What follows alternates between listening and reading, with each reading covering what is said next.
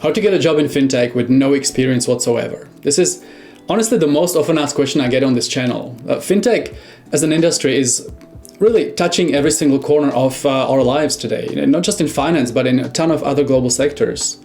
And I talk a lot about fintech on this channel, anything from what fintech actually is, to the highest paying jobs in fintech, to the best fintech books, the best certification and courses around fintech, around the blockchain technology, the decentralized finance. And the question that invariably comes back is how to actually get in.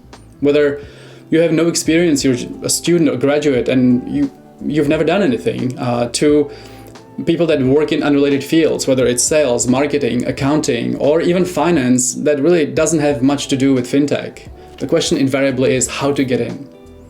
So today I'm going to give you 7 steps to take to get in fintech with no or very little experience.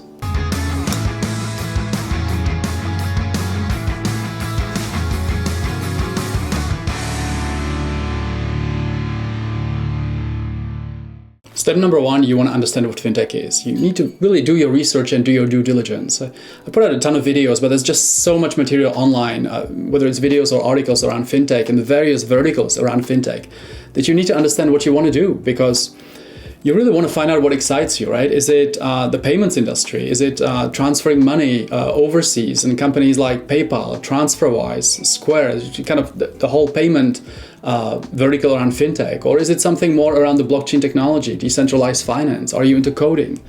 Bottom line is you really want to understand what you are into, because if you start working in a part of fintech that is really not suitable to your skills and to who you are as a person and what you really want to do, what excites you, this is going to go nowhere. So you need to do your research and you need to understand what fintech is, do your due diligence, and pick the right path in fintech. Step number 2, and this is really kind of very personal to who you are, what kind of experience you have. Are you a professional that is trying to transition to fintech, or are you a graduate with really no experience whatsoever? But you want to demonstrate that you kind of belong in this field. If you've never worked in fintech, you at least want to have the right education or the right kind of sounding names on your resume. And that very simply can mean to take a course or a bunch of courses. And these days, there's a ton of free or extremely, affordable material online in the form of courses. I put out a ton of videos on what the best courses are around the fintech industry, the blockchain technology, decentralized finance. I'm going to leave all the links below the video so you can take your time and kind of go through them on your own pace. But really, there's a ton of material online where you can go and take the right course. These are typically designed by very, very reputable institutions, kind of Ivy League type of schools like Wharton, Yale, Harvard, INSEAD, like really great schools that have fintech specialists or visiting professors from the fintech industry that are designing and teaching these courses. And this will truly demonstrate that you not only you're interested in the industry, and even though you may have no experience, practical experience actually working in fintech, if you have 2 or 3 of these courses from a name like Yale or INSEAD on your resume, that clearly demonstrates that you already know what you're talking about, that you have a clear interest, and that you have taken the effort to understand what fintech is. So take a course and kind of improve your skills, which will really open up the doors, get the companies call you back and schedule these interviews, and then you have stuff to talk about, right? Because a lot of these courses very often kind of include a hands-on project where you're building a blockchain, where you're building something around the fintech technology, and you kind of have stuff to talk about in the interview. So a course is a great step to take if you want to get in the fintech industry. Step number 3 is you want to create your fintech network. And I talk about this all the time to people when they ask me how to get in, how to break in. And really, it's all about networking, and networking. It's simple to say, but what does networking really mean to you? Is it just reaching on LinkedIn to somebody and saying, hey, do you have a job? Or is this something more, right? Because when you talk about networking, creating your network, very often this network starts in your university or at your MBA. The people that are around you, very often these people will grow with you through professional lives, and you'll keep seeing them for the next 10, 20, 30 years. This is the very beginning of your network, where you studied, the alumni network. You can reach out to these people because you immediately have something in common. But the easiest really is to network with people around you as you grow through university, business schools, MBAs, and then obviously to the organizations you start working at. The other source of your network is fintech conferences and events, because once you start attending some of these events, this is really the beginning of your fintech network, and gives you a great lead on job opportunities and just openings in the industry and also access to mentors, right? And I'm talking about conferences like the MIT FinTech Conference, Empire Startup FinTech Conference, the Tech Fest or Startup Open House event. These are great events that you can attend easily,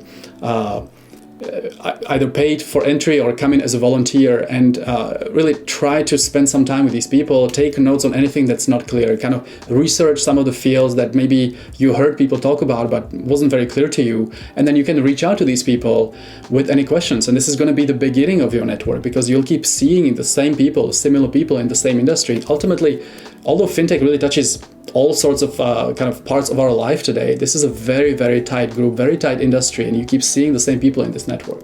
Step number 4 here is you want to create some kind of a digital presence. So there's multiple ways on how you could create a successful digital presence around the fintech industry and kind of bring yourself into this field through your digital presence, right? Let's just take LinkedIn as an example. You kind of want to follow 2 or 3, let's say, guidelines when it comes to networking through LinkedIn and having that digital presence on LinkedIn. So first of all, you want to be honest and genuine, right? Let's just say you have no experience in the field. You're a graduate out of university, and you really haven't done anything in your life aside from maybe a couple of internships for your uncle, for example. Well, if you're honest and genuine with people, they were also once a student with no experience. They were also once looking for that first break, for that first job. And honesty and being genuine really goes a long way very often, and people respond to that kind of approach. Second piece of advice, I would say, don't just connect with somebody and the first sentence out of your mouth or your post to them is, do you have a job? Do you have an internship? This is a completely wrong approach, because you're really coming and asking, right? What you want to do is you want to first give. You want to give, and only then you want to ask. You want to make it about them. So you're going to ask me, well, I have no experience. I'm a graduate. I just got out of university. I have little experience. How can I give something to somebody that's already working in fintech? Very often it's as simple as giving them feedback on a product, right? If it's a company, a fintech company that you're using as a product, as a user, right? Let's say it's PayPal and you're making payments, or it's Wise, you're making cross-border payments, sending money back to your family, or whatever it is, or receiving money from your family. If you write a detailed proposal or detailed feedback to somebody that works at that company from a user's perspective, and perhaps make some suggestions on improving the product or what would be useful for you, you're immediately switching kind of that approach to networking, because you're giving them something. You are giving them feedback. You are giving them advice, potentially even solving a problem that you don't know they have, but they're looking for a solution and they haven't been able to come up with it. So if you come from that kind of perspective of I am first giving you something, ultimately you are going to be in a position where you're able to ask for something. You're able to ask to come and meet face to face, have a coffee, ask more questions, and ultimately you'll find yourself in a position where the company that you reached out to with some kind of a I am giving you something is going to ask you, hey, do you want to come and work for us? And this is really kind of flipping the tables here in terms of a job search, right? This is what you really want to do. The third piece of advice I would say, and this is extremely simple on LinkedIn these days, is you can post articles. You can do a research around a specific topic that you're only learning about. But if you dig deep enough, take some of these courses that I talked about, you can suddenly start writing articles and become somewhat of an authority, right? Even though maybe you're a graduate and you're honest about it, that you just learn about the subject, but you write something detailed around it from your point of view. This will help you gain that digital presence online. So all of these things are just really going to help you increase your digital presence, because ultimately everything is online today, right? People are recruiting because they see you somewhere online. They see something you posted, a video you posted, an article, and that's how you really increase your digital presence. Step number 5, and this really applies especially for people that are coming out of university, business schools, that have very little experience professionally, is to simply apply for internships. Internships are a fantastic way to connect with companies on a kind of a trial basis, right? You come in for a few weeks over the summer or just on a trial basis in the beginning. It's a great way for you to get to know the company, get to know your potential future colleagues, but also it's a great way for the companies to really reach out to new talent coming out of universities, connect with them and see how they work. If nothing else, if it's just an internship that doesn't turn into a full-time job, it gives you a great kind of chance to talk about it and your experience in your interview in the future for some fintech company later on when you graduated or are applying to other jobs, because you will have spent the summer or a number of weeks working with people, working on specific projects, and kind of demonstrating that you have what it takes to sometimes solve really complex problems and kind of deal with real world issues that we as consumers of the fintech technology have. So internships is a great way to kind of get your foot in the door and then use it as a springboard to that full-time job later on. Step number 6, and this is really kind of coming to the final points here of how to actually get in and stay in the fintech industry or transition into fintech, is you want to create a job search plan, right? This is not just something I see something occasionally on LinkedIn and I apply to it. This needs to be a bit more systematic, where you have let's say a spreadsheet and kind of keep tracking all the jobs that you're applying to. So ultimately you want to be applying to 5 to 10 jobs every single day,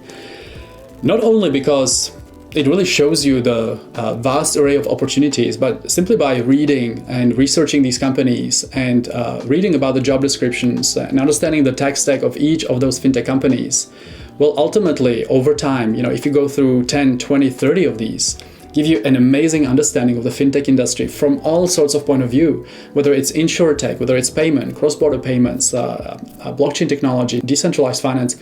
It almost doesn't matter, but you'll see the whole stack of the fintech world just by applying to these companies, researching who these companies are, and preparing for these interviews. And ultimately, you got to knock on as many doors as you can, but it has to be systemic, it has to be organized, and you have to follow on and follow through.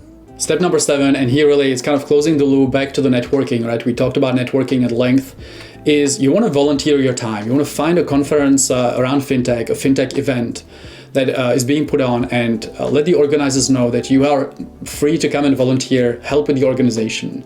That will, first of all, it will do 2 things, right? It will allow you to attend without really paying sometimes kind of high fees to attend some of these fintech events and conferences, but you'll be able to be there, listen to some of the speakers, and ultimately meet other volunteers, because typically these are people interested in fintech, but really mingle and meet people that are attending, right? And be able to kind of follow on and start creating that network. But the second point is it will also give you a chance to speak about this at your future interviews. You clearly, again, are demonstrating an interest. You're attending some of these conferences. Maybe, heck, you saw a speaker or you met somebody there that you're going to be interviewing 2 weeks later. Again, it's putting yourself in as many chances as you can, in as many positions as you can to create that network, increase your presence in the industry. And like I said earlier, this is a small industry. Despite how many sides of our life, whether it's finances or other sides of our kind of lives it's touching, this is a tight group of fintech people that you will keep meeting on and on. And if you really want to work in this industry, volunteering your time, getting into these conferences is really going to help you create that presence, and people will start seeing you around these events and then ultimately connect with you through interviews, and you'll work with them in the future once you get in the fintech company.